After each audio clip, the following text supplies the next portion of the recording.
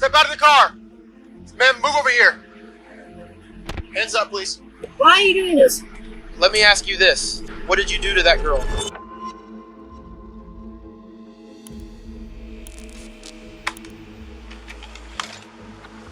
Police, anyone here? If anyone's up there, come down with your hands up now! I think there's blood on this wall. Yeah, this looks like dried blood. These cops just found the bloodstains of a missing girl. Samantha Guthrie left her mother's house the previous day, never to be seen again, and her blood was just discovered on the walls of this abandoned house. But the police are about to realize that this is a couple's murder house, and the killers have already fled across town, hunting for their next victim. Why don't you explain what's going on? Something just really chased us. What's wrong? With no idea who the next victim of the killer couple could be, and with time running out, detectives find themselves entangled in a web of multiple suspects, all tied to the abandoned murder house. You're looking at some serious problems. I got nothing to say to y'all. Without my attorney present, nobody else sitting here, I got nothing to say. Help us. This is serious. She deserves to get killed like this.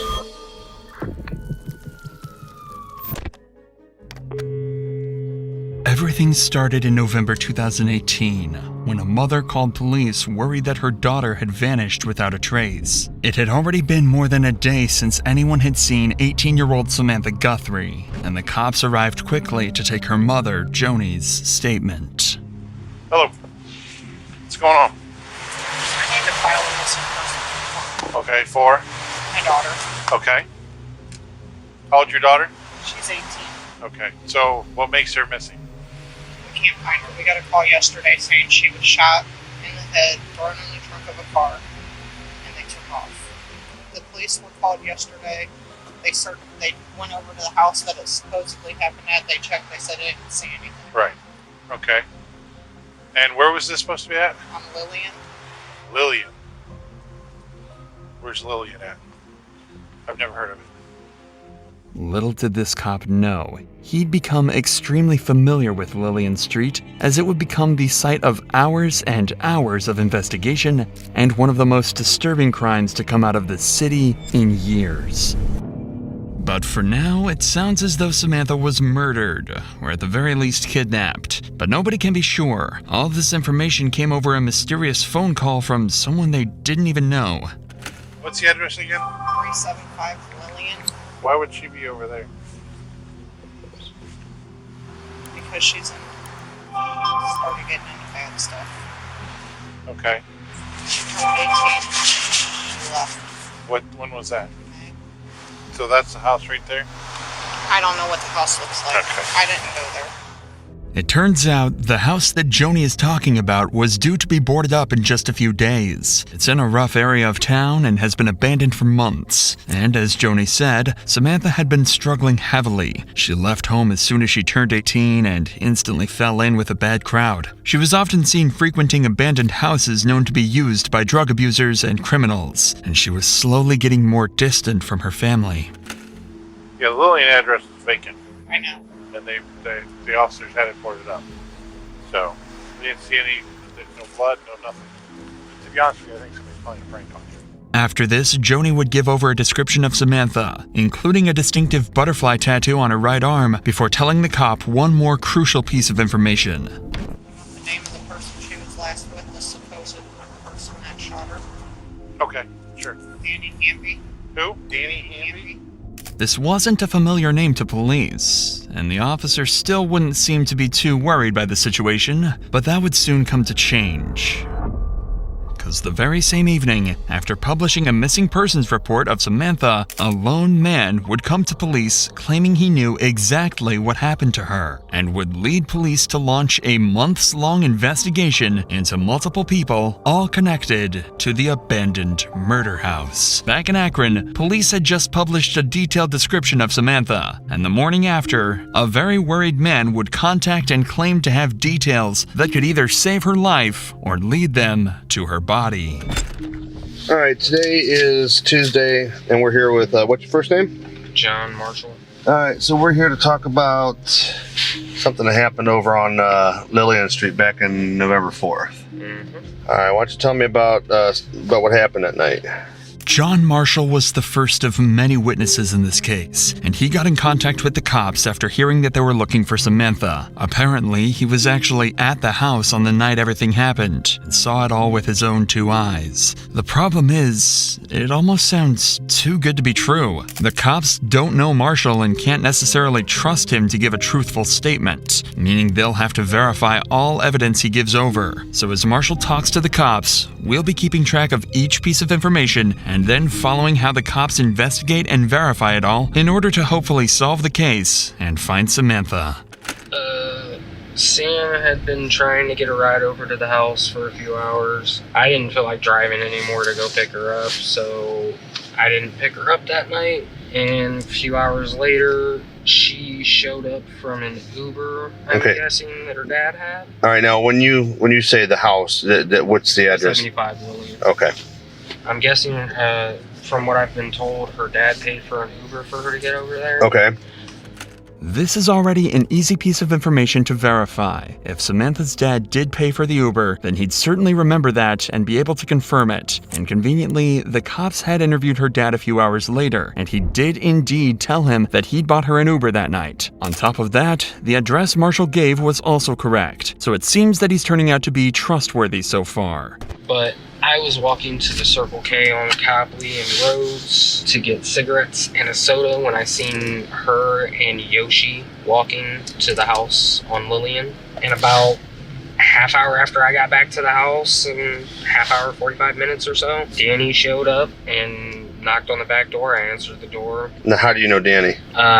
Just in passing. Do you know him from the house? Yeah. And you know what his last name is? Amby.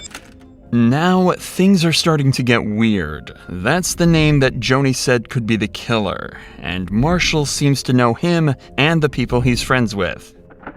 Okay, was he by himself? No, he was with Tony. Okay. Is what I was told her name was. And that one black guy that I've never seen before. Okay, do you know what he looks like? Yeah. I think, what's his name? Marcus? Something with an M.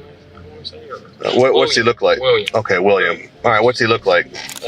Tall, about 6'2", 6'3", 225, medium build, okay, dark skin. So they came up to the back door? Yeah. All right, and they knocked on the door? Yeah. And who let him in? I did. Okay, so you let him in, and then what happens? They went upstairs and talked to Jody. Upstairs in Jody's room was Jody, Kim, Kate, Sam, then Danny and Tony, and William stayed downstairs. This is incredibly useful information that Marshall is passing over. He's just given the names of 6 potential witnesses and suspects, and he seems to know them all personally. If this is all true, then Marshall could have just taken this case from no leads at all to almost too much to handle. The only thing the cops need now is verifiable information about exactly what happened to Samantha. That's when the detective asks this question, and gets much more than he bargained for. All right, so Sam and all of them were upstairs. Yes. So what happens next? I didn't hear any yelling or anything, but music was playing. Mm-hmm. And Sam came downstairs looking kind of distraught, and she looked at me. I'm like, then go out the back door. Go out the back door. If you know, she kind of looked like she was panicking, so I'm like, leave. Right. But she went to the basement, and 2 or 3 minutes later, I heard a little bit of a commotion, and then Sam came upstairs first, and she had like a little bit of a bloody nose. Okay. Or a busted lip, I couldn't tell. And she went back upstairs to Jody's room. Danny and Tony followed. Like followed her or chased her? No, followed. They just kind of, followed. And 5, maybe 10 minutes later, Sam came running down the stairs. Danny was right behind her, and by the time she got to the 4th or 5th stair down from the living room floor, he shot her in the back of the head. It doesn't get much clearer than that. Apparently, Samantha then fell to the ground, and the house fell into disarray. 2 men named Yoshi and William then started to order Marshall and his friends around before helping to carry Samantha's body to a vehicle outside. The detective was starting to get a perfect picture of what this case really was, but there was still one burning question. Okay, is Sam alive? It sounded she was making noises, but in my past experiences, it sounded more like death gargles. Your body's shutting down. Okay. Honestly. So she's still kind of breathing at this point. Yeah, but she got shot in the back of the head by 8 to 10 inches away with a Smith & Wesson MP40. Okay. From the sounds of it, Samantha technically survived the shot, but it wasn't looking good. If she wasn't taken to a hospital quickly, she likely wouldn't have made it. But it doesn't seem like the killers were expecting her to live. At least the cops now have a possible murder weapon, a Smith & Wesson MP40. Remember though, the cops have already searched the house and didn't find any evidence of a murder. But given the importance of this information, they decide to go back and see if they missed anything. At this point, Samantha's life hangs in the balance. If they find a single bullet casing or blood splatter, it likely means that Marshall was telling the truth and Samantha is long dead. 12 just pulled up. After police, anyone here? Make yourself known.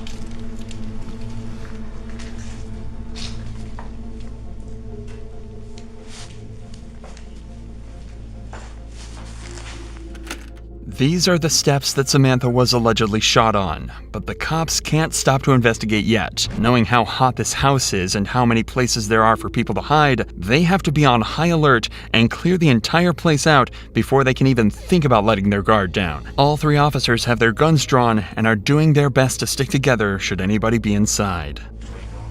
I'm going left. I can't get it.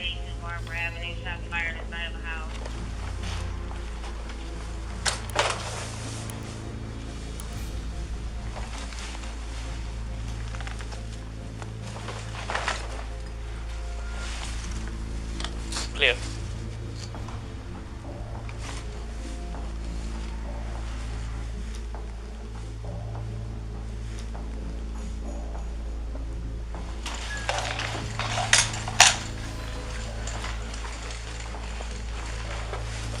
Actor, please! Black Camaro leaving the parking lot.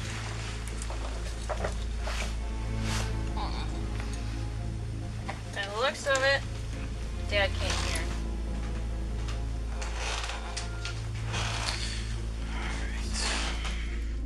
It seems like the house is empty, but it's a complete mess. There's no obvious evidence of a murder anywhere, so it's now clear why the cops didn't find anything their first time here. However, Marshall had told them 2 very important things: exactly where the shot was allegedly taken, and more importantly, that William and Yoshi had actually come back to clean up the scene. That means that any signs of the murder could be extremely difficult to find, but not impossible. In fact, you've actually already seen some evidence that proves Marshall's story to be 100% true. Take another look at the marking on this wall, right below the crack.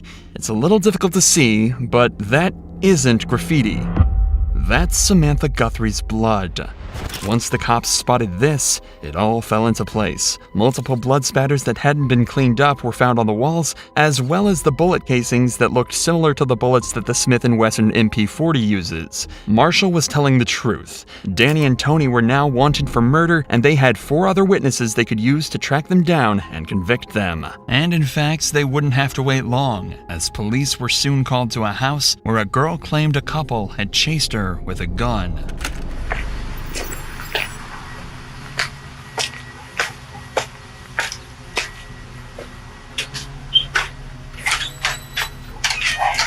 What's going on? This young lady came in my back door and What's going on?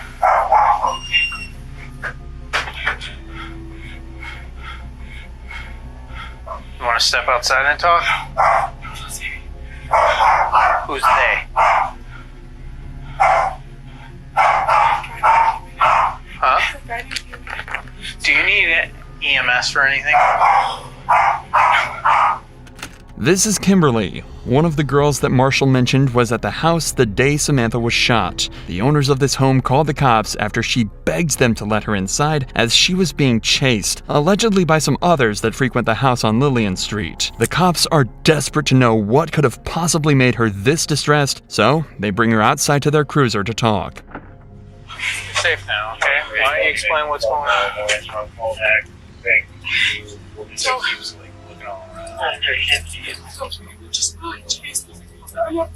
Who's they? What do they look like? This guy named Demon. Black guy, white guy? Black, like short. What was he wearing? Black pants and a black short sleeve hoodie thing that like had a hood, like it's drawstrings right here, but it wasn't like a hoodie. Just one black guy? You know, they was with a bunch of white guys. And I think a black and white guy? There was a black guy, like 3 white guys. And then, like a mix. I think I was between his front. Whatever happened to Kimberly was clearly a blur to her, but the cops are starting to get a little concerned. Barely a couple days after Samantha's supposed death, one of the witnesses gets chased by a group of people holding guns. It could just be coincidence, albeit a terrifying one, so the cops ask her why she was in town to see if this could be related to anything else, and they get the most worrying answer possible. So you're from the Falls, you were visiting a friend here in Akron. Where's that friend at now? And where do you know where they live? I'm gonna run her. What's the friend's name? What's her last name? Harrison. Jody Harrison. Do you know what street she lives on? That's a guy. What's that? It's a guy. Okay, what street does he live on? He's on Lillian. What is it? Lillian? The only reason Kim was in town was to meet her friend Jody on Lillian Street, and she doesn't know anyone else from around here. That's when the cops come to a horrifying realization. They think Kim was just attacked because she was a witness to Samantha's supposed murder, and now they have a terrifying situation on their hands. If they don't track down the killers and all their accomplices quickly, they could be looking at a lot more than just one murder. This case had now become a top priority, and all local officers and detectives were on high alert for any leads that could help them find even just one of the suspects. And that's when they got a potentially life-saving call. A man was claiming that Danny and Tony had pulled a gun on him inside the house, and that the suspects were now in the parking lot outside bragging about killing somebody just days earlier. Cops immediately headed to the scene, thinking this might be their chance to catch the lead suspects behind Samantha's disappearance. Step out of the car! Step out of the car!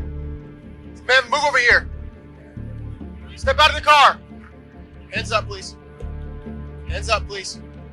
What is that? Okay. Put all that stuff down. Put it down. Why? Why are you doing this? Put it down. Hands on top of your head. Why are you doing this? Stay right there. Turn around. Turn around. Nope. Stay right there. I'm telling you for now, okay? I'll explain to you what's going on in a second. Do you have any sharp on you? No. Any weapons or anything? Don't reach for nothing. Do you have any weapons on you? Have a seat. Stand up for me.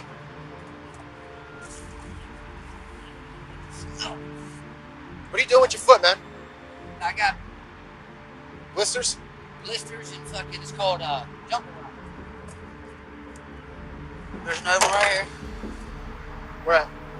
Don't reach. The fifth pocket. The fifth pocket right here. Okay. There's a knife right there. I'll take care of it. I just want to make sure I got a bag of needles in my pocket. A bag of needles, you said? Yes, sir. So far, this has been surprisingly easy. At this point, the officer had no idea it would actually be the interrogations that'd be the hardest part of this process, but he's enjoying the simplicity while it lasts. Soon, a couple more officers arrive on the scene to help search Danny and Tori, secure them, and collect some information before they're taken away for questioning. I haven't been upstairs to talk to whoever lives here yet. Okay. When I pulled up, he was in the driver's seat. She was digging in the trunk. As soon as she saw me, because she did something, she closed it real fast. I just did a quick pat down to make sure they have any guns on him. But if you guys could try to get a hold of him, figure out what the hell is going on here. You don't have anything on you that's going to poke me, prick me, anything like that, right? No weapons we need to be aware of? If you do, tell me now. I actually have my gun. I only have it because... Where is it at? Is it loaded? It's not loaded. I only have it because I'm loaded. Is it right here on the side? Yeah. I never don't want to used- set it off. It's not I don't want, I know, I just, I never used it before. My mom made sure I took it with me to the doctor. I'm no more. She got a gun in her wall. I haven't found his yet. Where's her? You got a gun? I had 2 knives on me laying there. 2 knives. What's your name? Danny Campbell. Is it okay if I check your pockets here real quick? Yeah, we're not trying to give anyone a hard time. We got a call that people with guns and warrants and things like that. Warrants? You have to look at the over there. Fentanyl? No, hell no. Oh, Lord, no. What is it? Meth. Meth? Just come around. There you go, go ahead. Eventually, the officers brought Danny and Tony back to the station for interrogation, and this is where the hard part started for the detectives. Lieutenant Wade and Detective Ross. How you doing? So, they got you with a gun. Okay. You okay? I want my attorney. Okay. Can I read it to you then anyway? Yeah. For the record? You have the right to remain silent. You understand this, right? Here, it's important to note that Danny thinks he's been brought in just because of the gun incident. At this point, he is unaware that police have him and Tony as lead suspects for Samantha's disappearance. Detectives are doing this to potentially lead him into a fake story or timeline that they can prove wrong later. You've indicated that you want to talk to your lawyer? Correct. I don't know what it's about, but I still want my attorney. I know that. Okay. I do this. All right. I don't know what to do about your... I got 11 numbers. Give me my attorney. All right. Man, I don't know what we can do about your freezing, but maybe get you out of here as soon as we can. How's that? While you're here, can we cover, at least cover something? You can talk, right? Don't say nothing.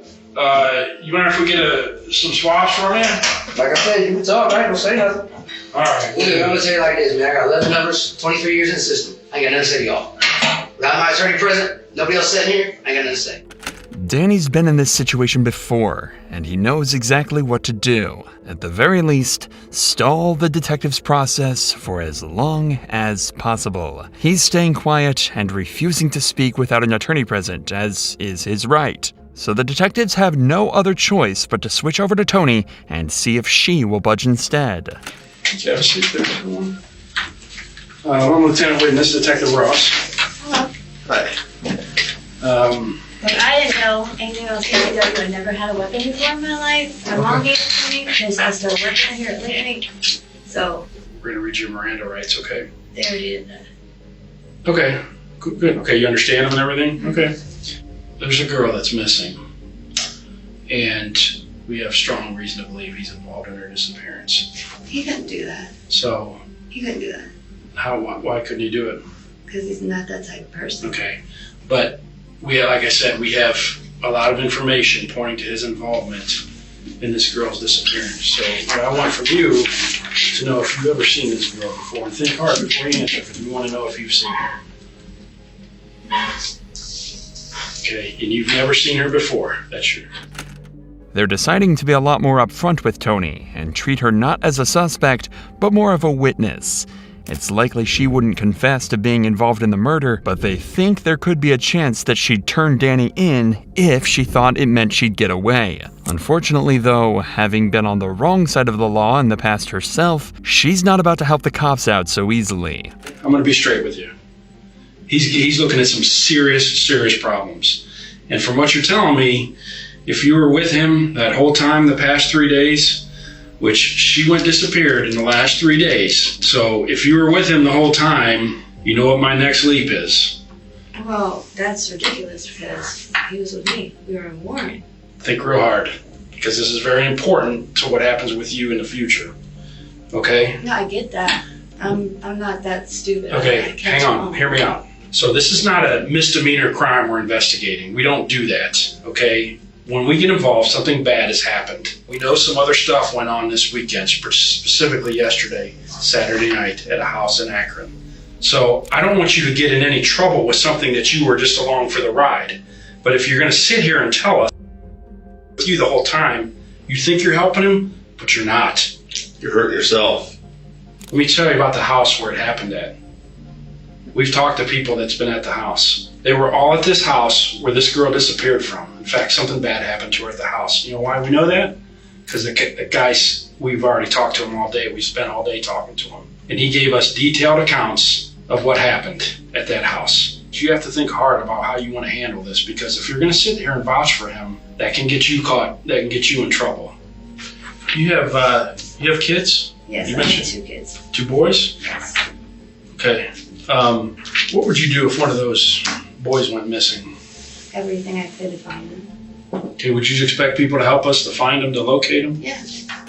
The route the detective is taking is obvious and would work on the majority of people. He's trying to scare Tony into giving up what she knows so they can get to the bottom of things faster. If she gives Danny up, she might get a good deal with them, but if not, things could end up real badly for her. The most interesting dynamic here, though, is how the detective is trying to use Marshall's earlier statement against her. This happens all the time, but usually they're exaggerating the strength of the evidence or making it up completely. This time, though, they actually have an airtight statement, but Tony simply doesn't believe them. That means she thinks she can just continue to deny everything, and instead of taking a deal for less jail time, she can just get away with no charges. So with this in mind, watch how confidently she denies everything, unaware that the detectives know every word she speaks is a lie. So, this girl's family has been out looking for her all day. Okay, but unfortunately, we already know what happened to her. So from here on out, anything that based on what you're telling us, I mean, we're giving you this chance to talk to us now. Anything that in relation to her, what happened to this girl, is going to be attached to you too. Okay, because we're giving you a chance. But if you want to cover for him, that's fine. I don't care. It don't matter. It don't matter to me. That's just. We're going to move on I'm with the sorry investigation. that this happened to that girl. I don't. We have reason to believe you were there. That I was there. Mm-hmm. I don't kick it in Akron like that. I just started to come to Akron when I got hired. We're not saying that it was a every weekend thing, but we're saying that we have reason to believe, based on what we've been doing all day, you were there. No, sorry, I've never seen that girl in my life. And we have people that have told us you were there. Oh, that's ridiculous, because I don't know anybody really from Akron. You know, actually, in addition to the people that we talked to, said that this all started because you and this girl got into some kind of altercation. I don't know this girl. I've never seen this girl. Okay, like I said, once we move forward in this investigation, from what you're telling us, since you're with him, you're going to be attached to whatever we do with him. You understand that, right? Well, yeah, I'm his girlfriend. Okay, just so we got that clear. I've never seen that girl. Who's that? I don't know who that is either. You hardly even looked at him. I looked at him. I don't know who that is. Well, I got to know him, so did Detective Ross. We got to know him a lot today. We spent the entire day with him. Well, what's his name? And, well, that's not important. You don't know him, so what difference does it make? In reality, Tony is extremely familiar with the man in the photo, as he's the man that helped load Samantha into her car. That man is Yoshi. Conveniently, Yoshi, whose real name is Dylan, had just been brought in on unrelated warrants, and detectives couldn't believe their luck. One of the main witnesses, possibly even an accomplice, had been brought right to them without any effort whatsoever. The best part? Dylan wasn't the hardened criminal they expected. In fact, his interrogation was unlike anything you've ever seen. Not only is it truly heartbreaking, but it was actually key to putting not one, not two, but 3 people behind bars for Samantha's murder. Help us. This is serious. Did something bad happen to her? I don't know. She's a young girl, man. No. What happened to her? I don't know. I just met her a couple of days ago.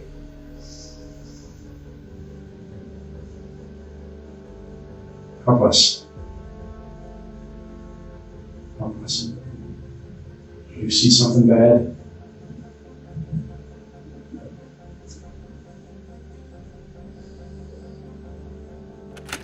Not 5 minutes into the interview, we see an emotion painted on Dylan's face you don't often see in the interrogation room. He's holding back tears, trying to hide his face, and is exhibiting a type of stress you rarely see in criminals. He's terrified and devastated at the same time. After all, he's just 19 years old. He shouldn't be caught up in all of this. The detective picks up on this immediately and wants to figure out precisely why Dylan feels so strongly about all this. They spend some time discussing simple details, with Dylan deflecting pretty much everything. But this whole time, the stress is building up in Dylan, and 15 minutes later, the detective notices that he's on the verge of completely breaking down, and he decides to exploit this perfectly. What did you see? I told you what I saw. No, I mean, there's more that you saw. We need your help. She deserves to be killed like this. Help us. What if this was your family member, your sister?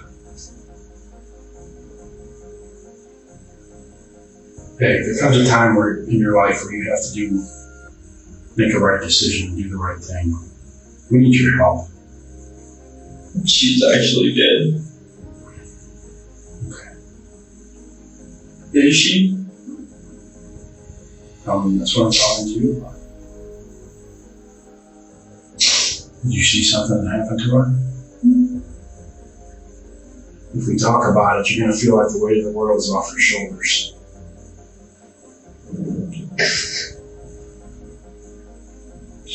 There's only one thing that makes a person get this emotional. That's if they saw something bad. I remember a couple days ago when we were talking, we were having a good time, and I don't know why. Don't know why what? Why I feel so close to her. So you guys said, well, you were close to the same age, right? You felt a connection with her?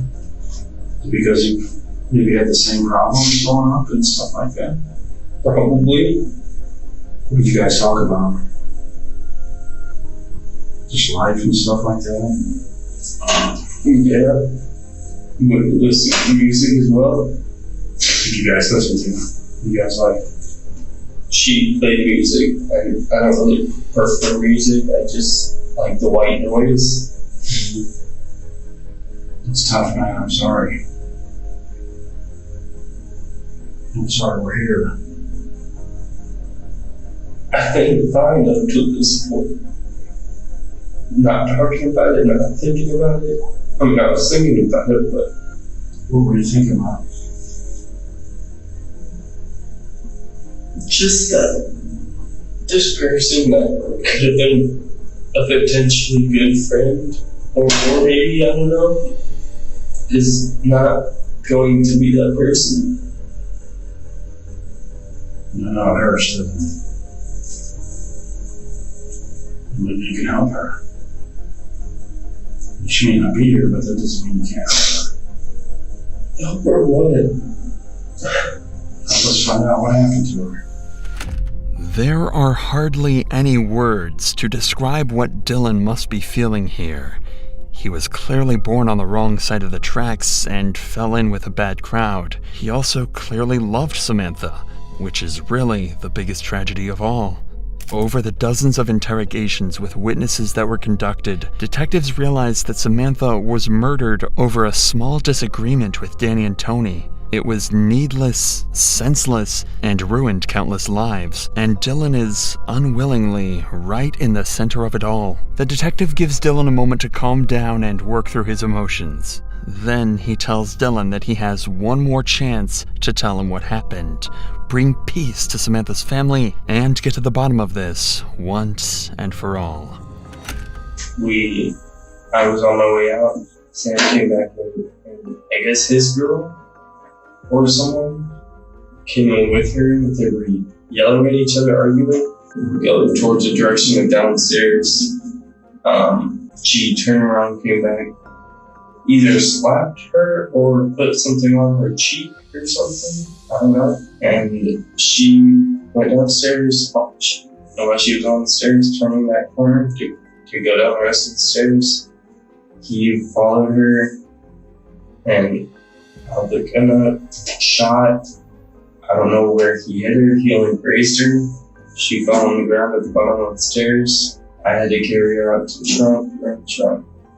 Did he make you do that? Did he make you carry her out to the trunk? I wasn't not going to. Still had the gun out at that time? No. But I mean, that's not what had me do it. I mean, there's a body in the living room and blood everywhere. So we got it on the furniture. Or I got on the furniture. Tore up the carpet. Cleaned up the wooded floor underneath. Where's the carpet at? Gone. On where? Burned. How'd you get all the furniture out of there? I moved it. What did you do once it was outside? It wasn't outside, it's all in the kitchen. Still in there? Probably. Everything Dylan has said lines up perfectly with not just Marshall's statement, but the evidence too. Outside, the detectives found a fire pit where something had recently been burned. They surmised that this was a carpet with all of Samantha's blood on it. And inside, right at the bottom of the stairs we looked at earlier, a large area of carpet and drywall are missing right where Samantha was shot. However, that's where Dylan says his involvement ended, meaning he can't answer the single most important question that the detectives still had. Where was Samantha's body? For that, they told the cops to turn to the fourth and final suspect that the cops had had since the very beginning. William, who Dylan said left in the car with Danny to hide Samantha's body. Our concern is obviously mostly for the family. I think, and I think you're probably feeling that way too a little bit. Whatever this girl's relationship with her mom and dad, she has a mom and dad, and they want to be able to bury the kid. We know she's dead. I know you're probably wiped out. I mean, we're wiped out, dude. We've been at this since 9 o'clock this morning, so we're wiped out too. We ain't eating. I know you probably haven't eaten either, but and I understand you're having some issues as far as where you guys actually were at. So we want you to try at least think about like where are you guys with the body in the back of the car. I remember backing out and going up the hill. And unfortunately, it's just the way that I was laying down on the back. You were like actually physically laid down, or you were like just kind of relaxed? No, like this. They were all laid out. They wanted me to lay low. Like I was crunched up, I was down. I thought they wanted me to lay down in the back, and they wanted me to see where we're going. And I really thought that was it for me, really. William was happy to cooperate with the detectives, which made their jobs considerably easier. The only problem is that he didn't actually see where they drove. He was forced to lay down in the back of the car so nobody saw him in the car from the outside, so he might not be as helpful as the detectives initially thought. However, he was able to tell them that they didn't travel for very long and gave a description of the area where they finally hid the body. Was there like a lot of, was it a real rural area? It was getting more rural at that point, I remember just a lot of, before we got to the place with the fenced off area where he pulled in, where he wanted to, I guess, take her body to, I just remember like a lot of taller trees. I remember seeing a lot of orange, a lot of the fall colors, just really popping out. Like it was just really, really bright because there was so many trees. So I knew we were getting more work. Then I popped up to get out of the car. Like I said, it was just like a 2-lane road, not really marked, just a 2-lane road. I didn't see any cars coming and going. It wasn't the most detailed description ever, but it turns out it was all they needed. A few days later, an officer mentioned they might know an area just outside of Akron that matched the description, so they sent out a patrol car to search the area. And, sure enough, they found it. Samantha's body, lying amongst the dirt, not even buried, just dumped out in the open.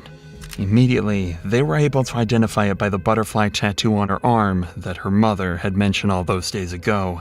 Their search had finally come to an end, and her family could finally make peace. The only question now was what to do with the suspects. The detectives clearly named Danny as the murderer, with Tony having a large role in the murder too. However, despite how helpful William ended up being, the rest of his interview and other witness statements implied he had a lot more to do with the murder than he initially let on.